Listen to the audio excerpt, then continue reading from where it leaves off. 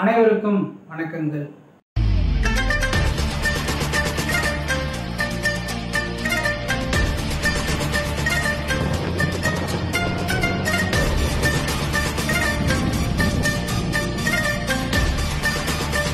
சுமார் 2000 வருடங்களுக்கு முன்னாடி தமிழ்நாட்டில் வெண்ணி என்ற ஊரில் பாண்டிய, சேர மற்றும் 9 குறுநில மன்னர்களுடைய லட்சக்கணக்கான போர் வீரர்கள் ஒரு பக்கம் நிற்கிறாங்க.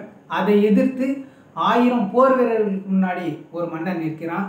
அந்த வீரன், தென்னாடுடைய சிவனே, எம் பின்னால் இருக்கும் ஒரு வீரரின் தலை மண்ணில் சாயுமாயின் எதிரி நாட்டு படை வீரர்களின் 100 தலை விண்ணில் பாய வேண்டும், அதற்குன்றான ஆற்றலை எனக்கு கொடு என்று தன் மனதில் ஏற்றிக்கொண்டு தன் வாளை உயர ஏற்றி சுழற்றி அந்த வீரன் நிற்கிறான். போர் ஆரம்பித்த சில நிமிடங்களிலேயே எதிரி நாட்டு படை வீரர்களின் தலை ஒவ்வொன்றாக கீழே சாய்வதை பார்த்த சேர பாண்டிய மன்னர்களுக்கு நடுக்கத்தை கொடுக்குது. இவன் வாள் சுழலுவதை பார்த்த எதிரில் உள்ளவர்கள் இவன் மனிதனா இல்லை ராட்சசனா என்று எண்ணும் அளவிற்கு அவர்களுக்கு பயத்தையும் கொடுத்து அந்த போரின் வெற்றியும் இவனுக்கு சாதகமாக வந்து சேருது. அந்த வீரன் யார்? கல்லணையை கட்டிய மாவீரன், சோழ வம்சத்தின் ஆகச் சிறந்த மன்னன் காலன் கரிகால சோழனை பற்றி தான் இந்த காணொலியில் நாம் பார்க்க போகிறோம். வாருங்கள் பார்க்கலாம்.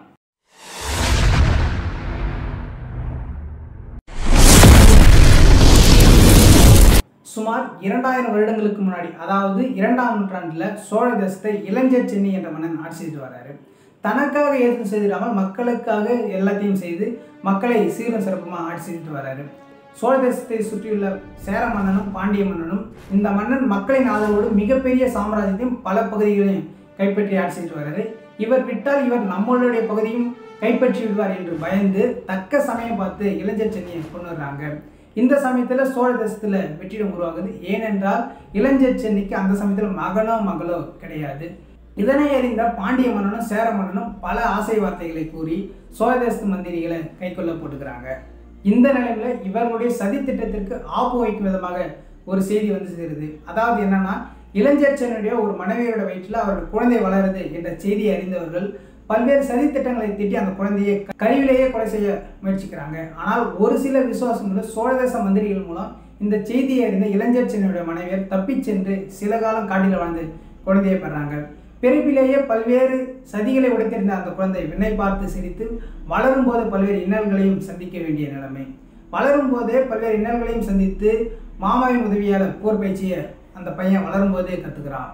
அந்த சிறுவனின் மனதில் ஒரே ஒரு குறிக்கோள் மட்டும்தான் இருக்கிறது, என் நாட்டை நான் காப்பாற்ற வேண்டும். இந்த சில காலங்களில் சோழ நாட்டில் நிலையான அரசு இல்லாமல் பல்வேறு குழப்பங்கள் ஏற்படுகிறது. சோழ நாட்டு மக்கள் சேரரையோ பாண்டியரையோ மன்னனாக ஏற்றுக்கொள்ள விரும்பல. இதனால ஒரு சதி செய்யலாம் என்று எண்ணி பிடர்த்தலை என்ற ஒரு பட்டத்து யானை கூட்டிட்டு வந்து இந்த யானை யார் தலையில் மாலையிடுகிறதோ அவன்தான் இந்த சோழ தேசத்தின் அரசன் என்று அறிவிக்கிறாங்க. நிலையான அரசை விரும்பிய சோழ நாட்டு மக்களும் வேறு வழி இல்லாமல் இதுக்கு ஒத்துக்கிறாங்க. ஒரு நாள் அந்த யானையை கூட்டிட்டு வந்து அந்த யானையோட தும்பிக்கையில் மாலையை கொடுத்து போட சொல்கிறாங்க. அந்த யானை கூட்டத்தில் இருந்த ஒரு இளைஞனோட தலையில மாலையை போட்டதும் இல்லாமல் அந்த இளைஞனிடம் தலை குனிந்து வணங்குகிறது. அங்குள்ளவர்களுக்கு எல்லாருக்கும் ஒரே ஆச்சரியம். ஏனென்றால் எந்த ஒரு பிடர்த்தலை யானையும் யார் முன்னும் மண்டியிடாது என்பதனால சேர மன்னனும் பாண்டிய மன்னனும் யார் நீ என்று அந்த இளைஞனிடம் கேட்கிறாங்க. அதற்கு அந்த இளைஞன், சோழ தேசத்தை மீட்டெடுக்க வந்த புலி, சோழ தேசத்தின் அதிகாரம் உள்ள அரசன், இளஞ்சர் சென்னியின் ஒரே மகன் கரிகால சோழன் என்று சொல்ல சோழ தேசமே அதிருது.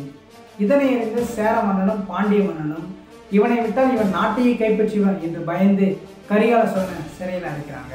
கரிகால சோழனை சிறையில் வைத்து கொல்ல வேண்டும் என்று சதி திட்டம் தீட்டி சிறையை சுற்றி தீ வைக்கிறாங்க. சோழ தேசத்தின் விசுவாசம் உள்ள ஒரு சில மந்திரிகளின் மூலமாக இந்த செய்தி அவனுடைய மாமாவுக்கு தெரிய வருது. இதனை அறிந்த இவனுடைய மாமா கரிகால சோழனை காப்பாற்றுகிறது. ஆனாலும் உடம்பில் சில தீக்காயங்களும் ஒரு கால் குட்டி வரை இருந்து கொள்கிறது. இதனால்தான் இவனுடைய பெயர் கரிகால சோழன், கரிகால சோழன் என்று வந்ததாக தமிழ் நூல்களில் சொல்லப்படுது. அங்கிருந்து தஞ்சை சென்ற கரிகால சோழனும் அவனுடைய மாமா இருமிடார் தலையாரும் சேர்ந்து தஞ்சையில மக்களை தேடி சேர மன்னனையும் பாண்டிய மன்னனையும் மற்றும் 11 குறுநில மன்னர்களையும் போருக்கு அழைக்கிறாங்க. வெண்ணி என்ற இடத்துல, தற்போதைய கோவில் வெண்ணி என்ற இடத்துல லட்சக்கணக்கான போர் வீரர்களுக்கு எதிராக வெறும் ஆயிரக்கணக்கில் மக்களை திரட்டி ஒரு வரலாற்று சிறப்புமிக்க போர் நடைபெறுது. அந்த போரில் கரிகால சோழனை வெற்றி பெற்று சோழ தேசத்தின் அரியணையில் அமர்கிறாரு. இந்த தோல்வி தனக்கு ஏற்பட்ட பெரும் அவமானம் என்று கூறி சேர மன்னன் சேரமான் பெருஞ்செயலாளன் வடக்கிருந்து உயிர் துறந்தார் என்ற புறநானூற்றில் ஒரு பாடல் சொல்லப்படுது. இதையெல்லாம் விட ஒரு மிகச்சிறந்த திறமை, எந்த ஒரு தொழில்நுட்பமும் இல்லாத காலத்திலேயே திருச்சியில் இன்றும் கம்பீரமாக நிற்கக்கூடிய கல்லணையை எவ்வாறு கட்டினார் என்ற வரலாற்று நிகழ்வை அடுத்த காணொலியில் நாம் பார்க்கலாம். நன்றி, வணக்கம்.